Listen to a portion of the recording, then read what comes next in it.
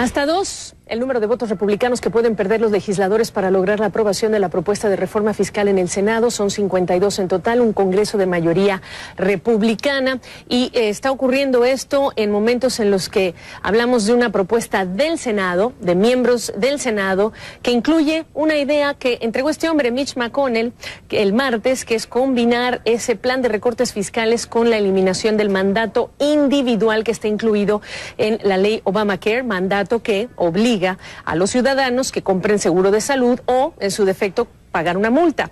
Esta medida busca que suficientes jóvenes y personas saludables entren al sistema y compensen por el costo de cubrir a personas de mayor edad o con condiciones de salud más delicadas. Esto está incluido en el proyecto del Senado desde el martes y por ello hay algunos legisladores que resultan clave en lo que será el futuro y el avance de ese otro proyecto que es el del Senado.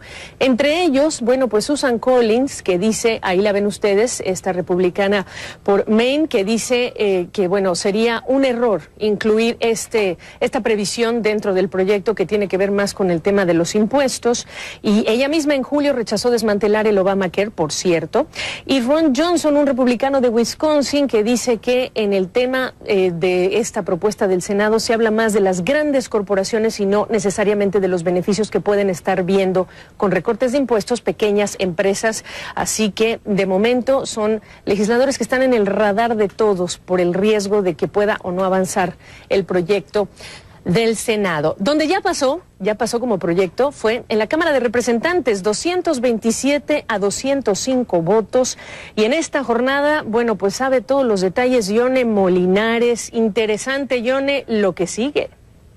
Claro, Gaby, y es que hoy se pueden anotar una victoria, pero ya ocurrió con la ley de salud. Los republicanos se anotaron la victoria en la Cámara de Representantes. Cuando llegó al Senado, ahí se estancó, porque son dinámicas diferentes, porque la minoría, o la mayoría, digamos, es mucho más reducida en el Senado. Los republicanos en la Cámara pueden darse el lujo de perder algunos republicanos y todavía pudieran avanzar algunas medidas. Pero recuerda que no siempre todos los republicanos están a favor. La primera opción para reemplazar Obamacare se cayó en la primera opción, la segunda ya fue aprobada, que se quedó estancada en el Senado. Pues en esta ocasión 13 republicanos decidieron que no les gusta el paquete que presentaron y por eso pues votaron que no. Aún así, pues realmente no le hicieron mucho daño al líder al presidente de la Cámara de Representantes, Paul Ryan, que es básicamente la persona que está pues encargada de entregarle todo este paquete ya al Senado. Y es interesante también porque realmente no hubo mucha reticencia, mucha rechazo, digamos, al paquete como se había planeado originalmente, tal vez en parte porque se trata de un asunto ya urgente. Claro. Si los republicanos no generan un paquete legislativo que de aquí a diciembre, pues se les puede complicar las cosas en las elecciones de diciembre. Oye, me queda un minuto, pero ¿puedes decirnos qué sigue? ¿Viene el conciliar ambos proyectos? ¿Viene esperar que venga la aprobación del Senado? Sí, mira, el proceso no es fácil, porque se aprobó de este lado, pueden cantar victoria, claro, pero espera porque tienen que llegar al Senado. Si el Senado aprueba, entonces son dos versiones totalmente diferentes, porque tú anotabas, la del Senado contiene incluso una provisión que a muchos no les gusta que estén mezclando, digamos, Obamacare con lo que son impuestos. Y como son diferentes, tienen que sentarse a negociar de parte del Senado y de parte de la Cámara de Representantes en algo que en inglés se llama la conferencia. Y cuando terminan de negociar, ya básicamente se determina que ya está aceptado por las dos cámaras, entonces ya no es más sino la votación, digamos, de rigor en el Senado y en la Cámara de Representantes. Así que lo clave es que sea aprobado en el Senado. Si no, pues entonces en conferencia se le van a añadir otras cosas, van a negociar unas provisiones para Puerto Rico, etcétera, pero van a tener que esperar a que puedan lograr convencer a los 50 y que ningún otro senador se les escape de las manos. Por eso decimos que era importante hablar contigo, porque son dos proyectos que están corriendo en paralelo, que tienen previsiones diferentes y que va a haber que, esperar a ver cuál de los dos y cómo queda el proyecto final. Yone, muchas gracias. Esta fue la celebración luego de la victoria de la reforma de impuestos. 220 republicanos votaron a favor. El total final fueron 205 en contra.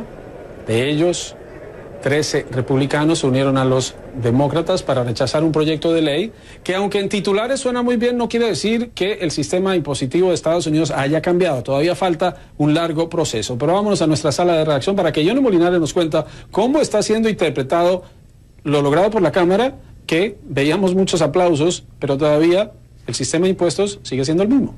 Claro, y es sobre todo lo importante para los republicanos en la Cámara, es que ellos ya pueden ir a sus distritos y decir, ya nosotros cumplimos y les estamos entregando un proyecto de ley que ellos dicen va a terminar mejorándole la posibilidad a las familias de tener más dinero en su bolsillo, pero también para las empresas poder pagar menos impuestos, y dicen ellos, van a mejorar la economía. Eso fue lo que dijo el presidente de la Cámara de Representantes, Paul Ryan.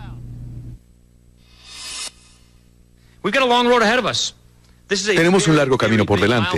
Este es un escalón muy importante. Tenemos un largo camino por delante y tenemos una meta para cumplirlo para finales de año. El Senado está trabajando en esto ahora. Ir a negociar en conferencia, terminar esto y que el proyecto sea incluso mejor. Pero lo más importante es que estoy emocionado porque el pueblo estadounidense quiere que lo terminemos. Ningún demócrata apoyó la medida. 13 republicanos se unieron a los demócratas después de que se aprobó. Juan Carlos, ¿quieres que escuchemos lo que hicieron los demócratas? Inmediatamente se aprobó. A ver si alcanzamos a escuchar.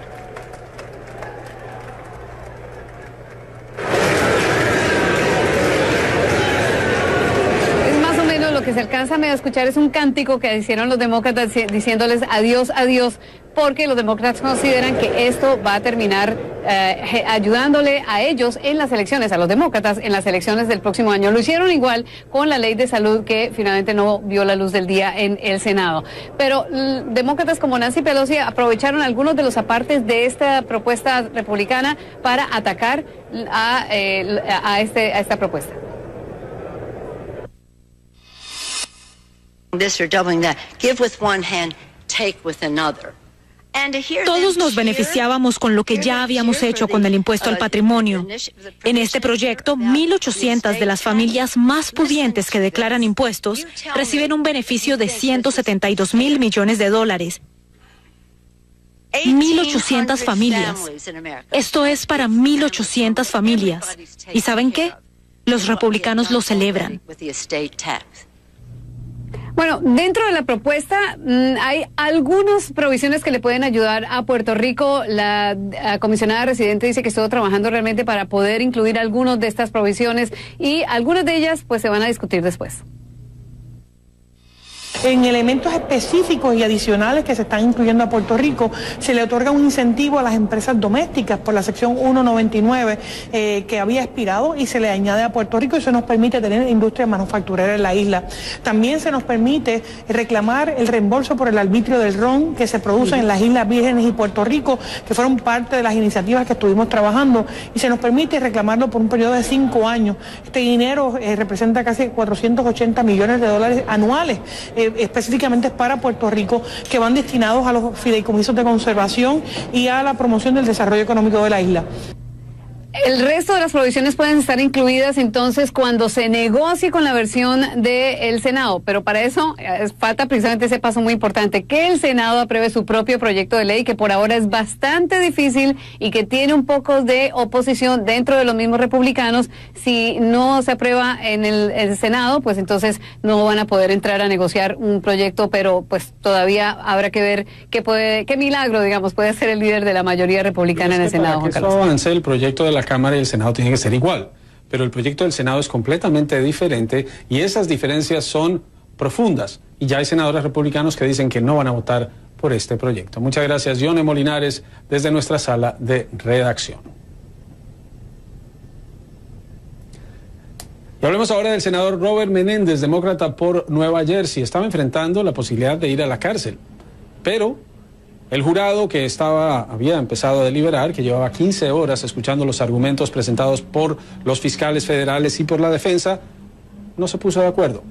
10 de los 12 jurados consideraban que debían absolver al senador Menéndez, 2 estaban en contra. Era la segunda nota que le mandaban al juez federal al frente de este caso, y ven llorando al senador Menéndez al enterarse de la decisión. No es una absolución, pero el juicio fue declarado nulo por la falta de acuerdo de los 12 jurados. Menéndez enfrentaba 12 cargos por presunta corrupción porque, según los fiscales, había usado su cargo para ayudar a su amigo, el oftalmólogo Salomón Melgen, quien sí, en otro proceso separado, fue condenado por otros delitos. El senador dice que no se olvida de quienes estuvieron con él, de quienes lo abandonaron, los perdona, pero no se olvidará de lo que le ocurrió. Y quien está en medio de la polémica es el senador demócrata Al Franken. El senador Franken, antes de entrar a la política, fue un muy reconocido humorista en Estados Unidos, pues ahora una periodista radial de California lo acusa de presunto acoso sexual. Dice que en 2006, cuando ambos estaban en una gira para visitar a los soldados estadounidenses en Afganistán e Irak, él, fingiendo un ensayo de una rutina humorística, la besó contra la fuerza y que luego tomó una foto que le entregaron a ella y a los demás asistentes al viaje cuando ella estaba dormida, en la que Franken parece estarle tocando los senos, aunque ella tiene un chaleco, y es una foto que Franken dijo fue hecha de mal gusto. Dice que no recuerda los hechos de la misma manera, que se disculpa, pero será objeto de una investigación por ese proceso. Mientras tanto, sigue la controversia por Roy Moore, el candidato al Senado por Alabama, quien ahora en las encuestas está rezagado al demócrata Doug Jones. 8 ventajas de ventaja tiene luego de las acusaciones sobre los presuntos actos impropios de este hombre contra adolescentes cuando ya era un fiscal en ese estado y cuando tenía más de 30 años. Él anuncia que demandará a quienes lo están acusando, presentó un grupo de mujeres que lo respaldan y dicen que todo es mentira, pero más mujeres salen a denunciarlo. Al presidente Trump le preguntaron qué opinaba y por fin se pronunció y dijo que serán los votantes de Alabama quienes deben decidir.